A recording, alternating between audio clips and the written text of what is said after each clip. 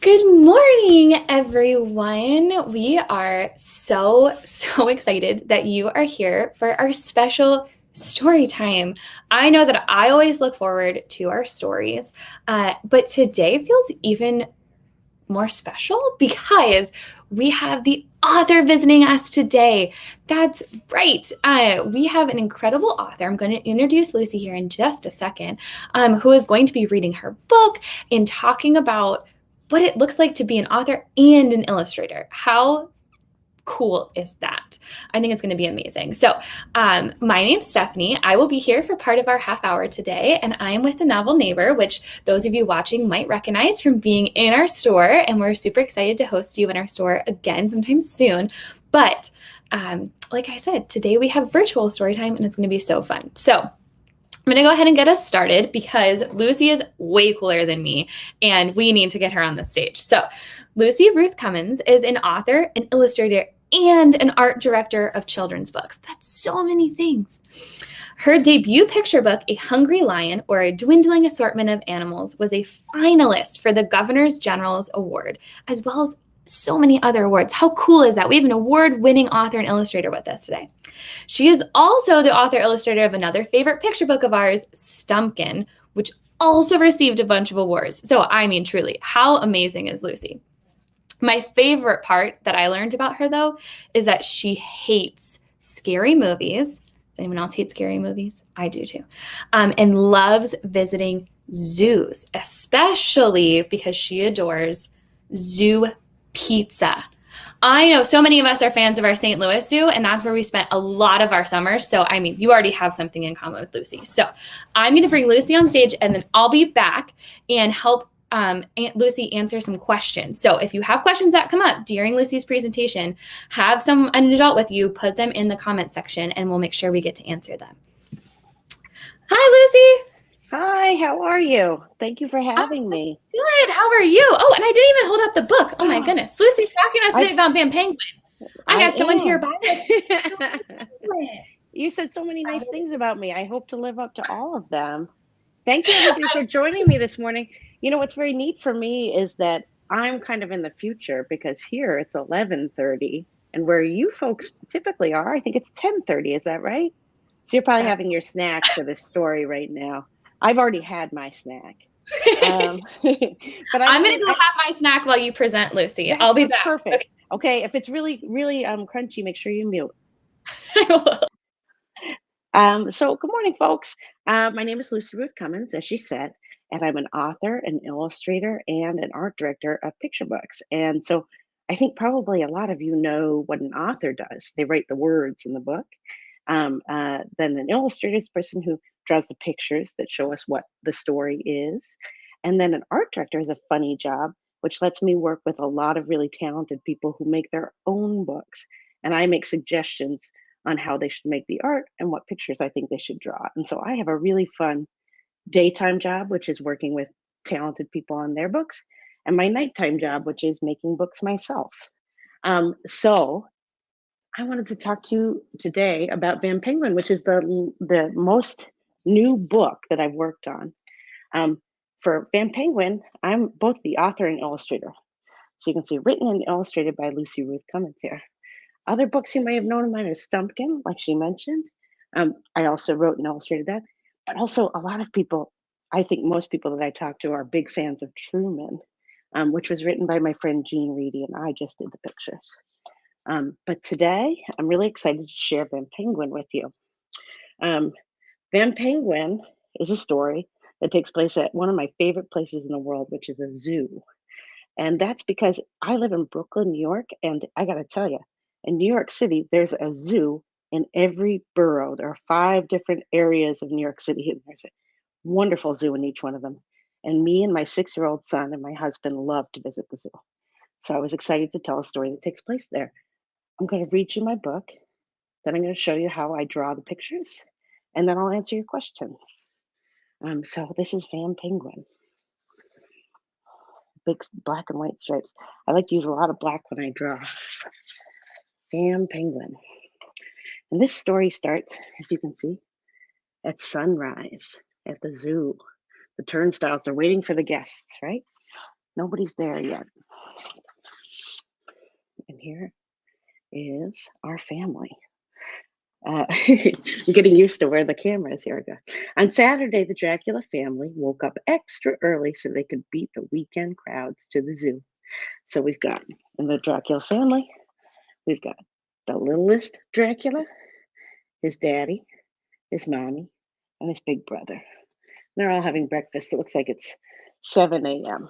Pretty early. After a short wait in line, they made their way through the turnstiles. Now, does anybody notice anything about what the words are saying that's different to what the pictures are saying to us here? Does that look like a short wait in line? Looks like a pretty long one to me. Their first stop was always the Penguin House. And so here we see the entrance to the zoo, and they're going directly where they like to go, just right into the Penguin House here. And look at the whole zoo. This zoo is a lot based on the Central Park Zoo and the Prospect Park Zoo in our area, which is the middle of it is the sea lions, which is some of the most fun places to hang out because when they come out and feed them, they go really wild.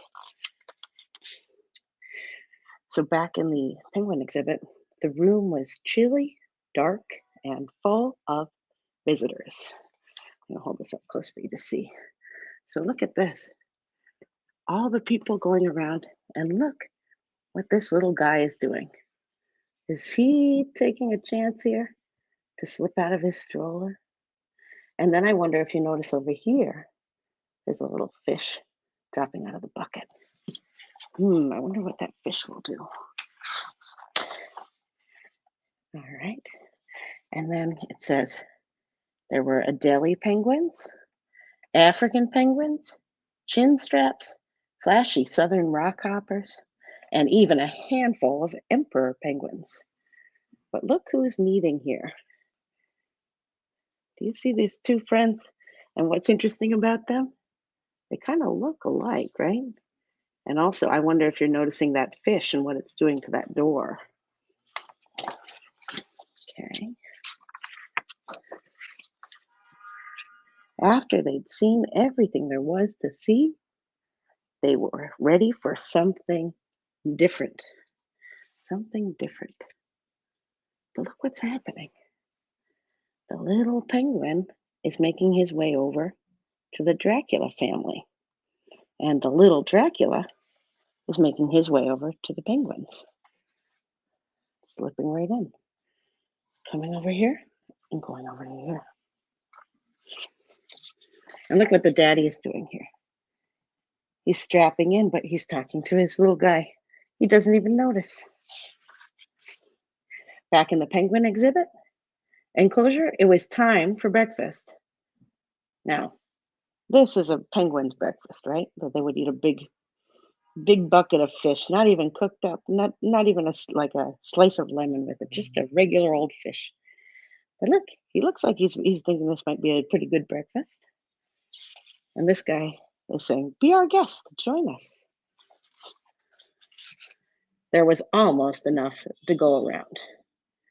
Look how much he liked the fish. Do you notice how he's eating it?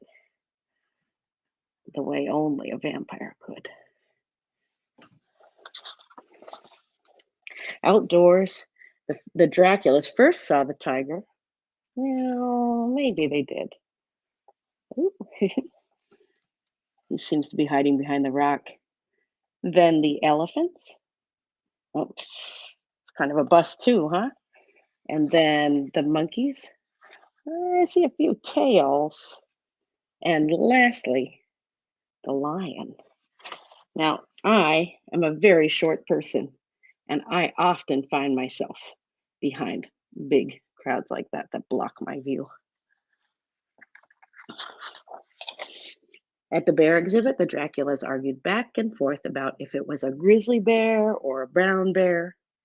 The only thing they could agree on was that it was majestic. But look what's happening here. Do you see what this guy is doing? The little penguin is getting himself a treat. And if we see what the bear is trying to tell these guys, look, that's not your baby. Look right there. But they don't know this. There was a lot to take in. 1, 2, 3, 4, 5, 6, 7, 8, 9, 10, 11, 12. I think he had like 12 ices in one sitting. I don't even know. That's a lot. After they had had their fill, the Draculas made their way to the aviary. Look what the bear says. Oh, jeez. I can't help them. He's so stuffed. An aviary is where the birds are. So maybe he has some friends there. We'll find out. They flew right through it. Look how the birds are trying to let them know that is not yours. But he's saying, shh, I'm having an adventure. Don't interrupt. Shh. Looks like they're making their way to the sea lions now, my favorite part of the zoo. Back outside, the entire Dracula family was absolutely delighted by the sea lion behavior demonstration. Now, do they look delighted? I think one little one is happy. I don't know if the rest are. But once again, the warning, that's not your baby. They don't notice. And back at the penguin house, first, one penguin made a splash. Whoosh. You ever seen them jump up out of the water? They're like little torpedoes when they go up to the land like that. And another one made an even bigger splash. Look, he's being very fashionable. He's taking the coat or the towel off the towel rack, and he's doing it the way we do when we come out of our baths. And they are like, that is a really good idea for drying off. Never seen that before. On the opposite side of the zoo, the Draculas ran into some old friends. Well, I feel about spiders a lot like the penguin does. And my son feels a little more like the big brother does. At the penguin exhibit, some respectful children came to quietly observe the penguins. I don't know if they're being that respectful. Like she's making a silly face at them and he's banging on the glass. But then he shows his fangs. Ah! For some reason, they didn't hang around. I wonder what that reason was. It was getting late, and the last stop for the Draculas was the polar bear exhibit. They knew they had to get moving if they wanted to beat the evening rush home. Look, he says, come on, come on. Look at all their snow clothes. They're perfectly dressed. Him, shh, don't tell. I'm still on my adventure. At the same time, across the zoo in another cold room, the penguin exhibit was suddenly proving to be a treat for all the senses. What did he do with his diaper? Yuck. On their way to the exit, the Dracula family happily posed for a souvenir picture. He says, stop, we're going to take your picture. And look, the little pigeons go, give me a break. That is not your baby. But the penguin, he looks up here and he sees his friend over here. It's their last chance to make the change. So, Junior insisted they stop for a balloon in his favorite color, which is black. And look, I said, bye. Have a nice one. See you later. Just in time. And off they went. Look, Junior in the back there has, or the littlest Dracula has a little fish to take with him. So they're cruising on their way. The Draculas would never forget their visit to the zoo. I think they'd also probably always remember this traffic jam too. And neither would the penguins. What did the penguins learn from their guest? Did they learn how to really make good use of towels? This is my son's favorite penguin who is using his towel for a hat to dry his little hair. The end. And look what they find when they get home and they look at their souvenir picture. They discover what happened. So that's my book, Vampenguin. And I want to show you the funny way, which I think is kind of funny, how I came up with the idea for this book. So remember when I told you earlier that I have a job during the day and a job during the night, and my job during the day is to work on other people's books. Well, one day when I was at my day job, I was in a really long meeting. And I love all the people I work with, but sometimes a really long meeting right after lunch makes you sleepy. And sometimes the only thing you can do to keep pretty well awake is to do a little bit of drawing. So I'm a big doodler. So I was in this meeting, and what I did was I sat there, and the first thing I drew was a circle like this. And I was just doodling on my page, and I decided I'd make a little vampire. And so vampires have hair in a shape that when we talk about hair, we call a widow's peak. It looks kind of like just a triangle down the middle. So I drew this guy, two little dot eyes, and a nose. See? And then I drew a pacifier because I was thinking of a baby Dracula because I thought that was a funny idea. And then I put a little cape on him like this. And then I was looking at this drawing and I thought, well, here is something funny to me. If I squint my eyes and look at this guy, what does he look like? He looks like a penguin. So I did the same widow's peak right next to the doodle I did on my paper in my meeting. I put the two dot eyes, and then I drew a little triangle for a nose. And then I looked at the two of them and I thought, that's funny. They could have quite a day if they were to switch places. So what I did was I made the pacifier yellow and the beak yellow, and they looked even more alike. And so that's how I came up with the idea for this story. It was just sitting there with a little doodle and figuring out that if you looked enough alike, you might be able to trade places. And so that's how I came up with these characters. And then I worked backwards from having this drawing to writing my story. So that's how I came to make this book. And now I wonder if anyone has any questions that I can answer about how I make books, how I make the actual artwork, or anything like that. Maybe Stephanie knows. Oh my gosh, that was so much fun. I love seeing how you drew these and figured out that they look so similar. I know. I wish that you had been around yesterday. We were all tasked with doodling on a card for somebody. We received an order and the personalization. So for anyone watching, like the personalization is like what they requested that we put in, like a little card.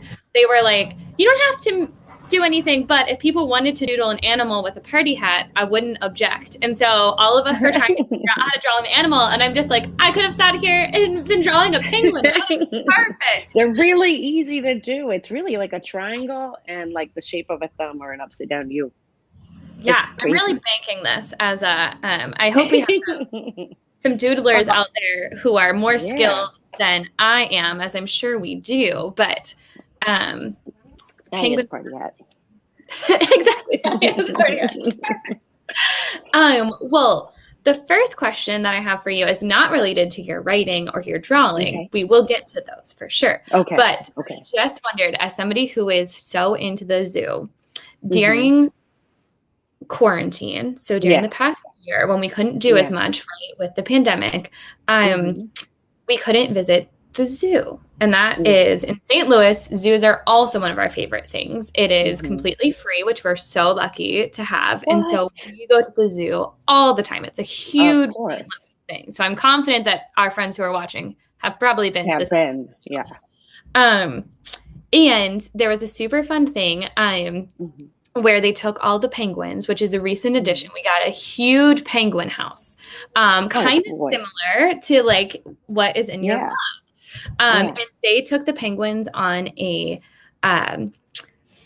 not road trip is not the word I'm looking for, on a day adventure to the aquarium and let them run around the aquarium. In the aquarium, they left the zoo and they went to the aquarium. Little car seats. Were they little car seats? I don't know how they got them there, but they videotaped it, and I'm wondering, A, if you happen to see that, and if not, obviously.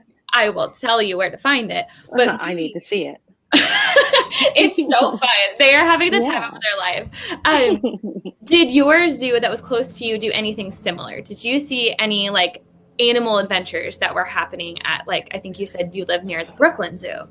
So we live right near the Prospect Heights Zoo, or sorry, the Prospect Park Zoo, which is in our neighborhood-ish because I'm in Brooklyn.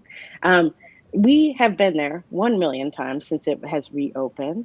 To the point that at one point my friend said to me, she said, "I'm bringing my children. Would you like to go?" And I said, "We just went 2 weeks ago. Maybe that's too soon." And she said, "Really?" And I said, "No, it's not too soon. I'll go again."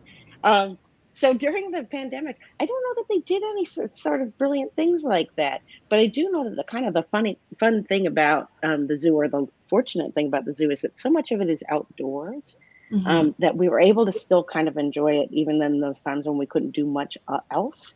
So I think we made even more use of the zoo maybe during the last 18 months because of that. Um, but I have to tell you that my absolute favorite animal at the zoo, in the Prospect Park Zoo, is the red panda. We And have a red panda. the red panda, I it mean, makes a raccoon look embarrassed how much cuter it is. Like the red panda is like a Pomeranian dog plus a raccoon, which, like, could anything be better? So they have one really cute red panda. And the nice thing about the smallness of the zoo is you can get really close to the red panda. It feels like you're like hanging out at its house. So we really have been there, like, I think 3 weeks ago, and probably once a month for the last couple of months. We do a lot of visiting. do you think there's ever a world where a red panda makes it into one of your books? I couldn't draw that well. I wouldn't do it justice. Oh, sure you could. Oh my goodness. I Now I'm like it's writing a whole storybook. Like, what would the red panda? What would it's red funny panda's story be? when I was like planning out the zoo visit in my book. The thing that I wanted to make sure is that if you'd been to any zoo, that you would be pretty familiar with the major players. So if like we think about it as like a cat like casting, then I wanted to be like everyone has seen this animal. Everyone has a feeling about this animal. And so like there are some really obscure ones at our like not very common ones at our zoos around here that I love and adore. But I thought, especially for the youngest readers, I wanted them to know which animals these were. So this is just the A-list celebrity animals in this one, but maybe for the follow-up. Maybe the red panda will get a spotlight. And if you're Yeah. watching and you're like, what is a red panda? Tell the adult Well, closest to you to look up for you what a red panda they're is. I mean, so cute. They're the yeah, cutest animal at the zoo, for sure. you heard it here. You heard it here, children. Breaking news. We do have in a question from someone Okay. who I believe is a major fan. Oh, What do good. you think would happen if Vampenguin and Stumpkin met? Okay, so this is an interesting question because is Vampenguin the Vampenguin? Is it the penguin or is it the little Dracula? Because I can definitely imagine a world where this family lives in Brooklyn, like where Stumpkin is set, right? But Yeah, and like in terms of security, I don't know that the penguin could get out of the zoo. I think probably. he Well, maybe probably they went take as a far. field trip. Maybe they take a field trip Yeah, like that's the true. penguins in the Your St. zoo, Louis. the St. Louis Zoo has established that penguins take field trip. I think they would have a great time together. Although Stumpkin is a little bit, as you might remember, a little bit of a homebody. He kind of stays where he's put. And so I think that he may find that both the little Dracula and the penguin in this story are a little bit on edge the amount of adventure they're willing to take. Since Stumpkin likes to stay put, stay with his cat, and stay on his shelf. That's his thing. But maybe he This needs to shake it up. I was like, maybe this is how Stumpkin gets Yeah, out of his comfort zone. Like, yeah. he Road really, trip. who better to hang out with, honestly, than both of them? I'm gonna now think Yeah. of the penguin as both of them. Let's just say both of them, the penguin and the They're vampire, both. Look what went we to can the do. pumpkin patch together. I think we can add him to the group chat here. Let's see if I can add him. My orange is very faint. You can tell how much I use orange because I talk about Stumpkin quite a bit. I love Stumpkin. He makes me so happy. And right now in my neighborhood, I'm very busy looking for Stumpkins all the time because they Yeah, have them at there's the a lot of stores. Stumpkin sightings to be had. There, now he's with his friends. I have to get a new orange though. It's telling me that that is a fact. That's no good. That makes Um, me so happy Look, that they're now there, he's got a blue hat for this one. It's okay. a little festive. Um, okay. Another question that we have. Mhm, And you did the drawing demonstration for us. mhm, How did mhm. you learn to draw? Slash, what would you tell our friends who are watching who might be Yeah, interested in maybe being an illustrator someday or doing something else with art? yeah. So this is kind of cool. So when I was a kid, I loved to draw because I love to draw. And I especially love to draw dogs. And so I was always drawing dogs. And then when I got a little bit older, when I was maybe in fifth and sixth grade, then I loved to draw Mario and Yoshi and characters Garfield and things like that that were popular then. And then when I got into high school, I really started to, if I had a chance to take another art class on top of whichever art class I had, I took more. And so I learned to love to paint and things like that. And then when it came time to go to college, I thought maybe I want to be a reporter for a newspaper, or maybe I want to go to art school and study art. And I really didn't, I had no idea which one I wanted to do, but I knew I loved writing and I knew I loved making art. And then it became obvious to me that I could go to art school and still do writing, but I couldn't go to writing school and maybe do art. And so when I went to college, I studied graphic design, which is different than illustration. We would call this illustration anytime that you make pictures that tell a story, specifically trying to communicate an idea. That's illustration. It's different than fine art or painting or things like that. So I studied graphic design, which is actually putting text on pages and making, making covers and things like this. But at the same time, they taught us how to really work on our drawing too. So I was doing both. And so right when I came out of college, I started working at a book publisher, which is a place that makes books. And in the process of working on other people's children's books, I really loved how the ideas came together and how the pictures and the text worked together. And so for 10 years, I worked on other people's books. But at the same time, like I was telling you about that boring meeting, I was constantly in those boring meetings. And guess what happens when you draw all the time? You have to get better. And so I couldn't believe it. Because if you had asked me to draw people 20 years ago, I would go, I'd rather draw a dog.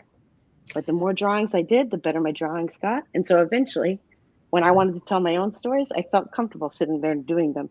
And every book I make, I feel like it's better than the last one I made picture wise. But don't tell the other books because I don't want them to feel bad.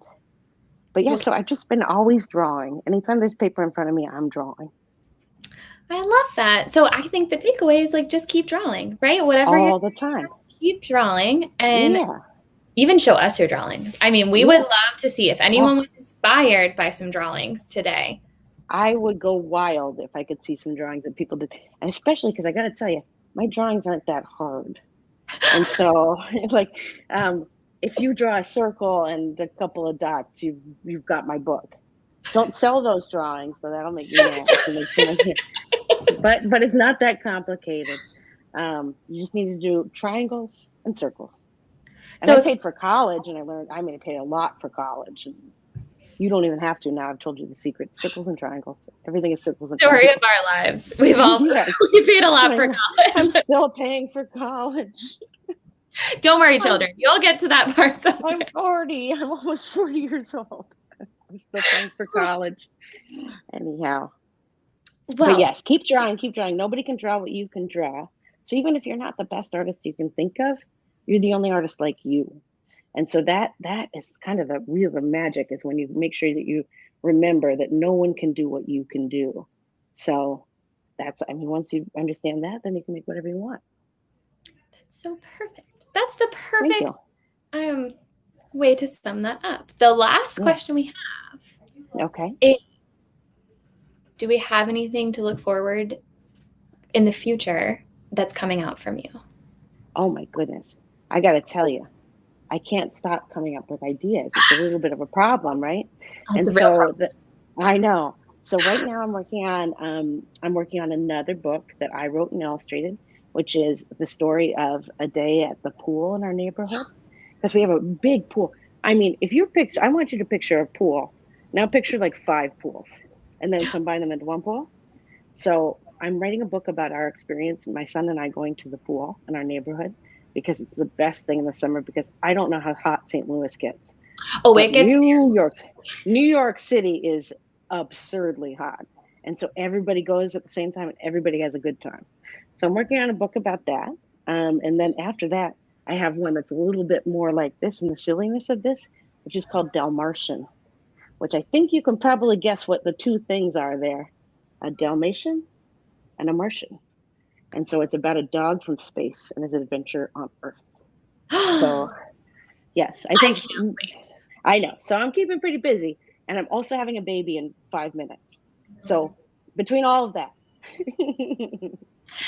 Well, between all of that, we're so thankful that you were able to stop by our story time and give us such a fun, special experience. Thank you so much. Thank you to everyone who joined us for story time and watched us. Hopefully, we'll be able to see you at the store soon. Um, any final thoughts before we end today, Lucy? if anybody drew anything, it better be sent to me because I would love to see what you work on. I love looking. That's what, as an art director, my favorite thing is looking at other people's art. So please, please, please send. And also have like wonderful Halloweens. And you only have like 3 weeks to finish your costume. So get Gonna be immediately here off this before we. call. Get going on your costume because it's coming. And it's my favorite holiday. Absolutely. I know. I cannot wait. And tag us in your Halloween costumes. Yeah. Show us all Oh, the things for that you all sure. are doing. We're all, I but need to know everything. yes. Yeah. Well, the last thing I'll say is if you don't have your own copy of Vampenguin or Stumpkin, we are well stocked on both. So please, if you're in need of your festive Halloween books, even though Vampenguin arguably can be read Year anytime, round. both of them Just like can. the But zoo itself. exactly. But please let us know. We'd be happy to help you get your own copy. So thank you again so much, Lucy. I hope you have Thank an you. amazing rest of your day. Thank you so much. I hope I don't have a baby in the next minute, but who knows? Who's to say? I'll keep I posted. I'll know. keep an eye out. Oh no. Have a great day. Bye everybody. Have a great Halloween. Thank you so much. Bye, everyone. Bye.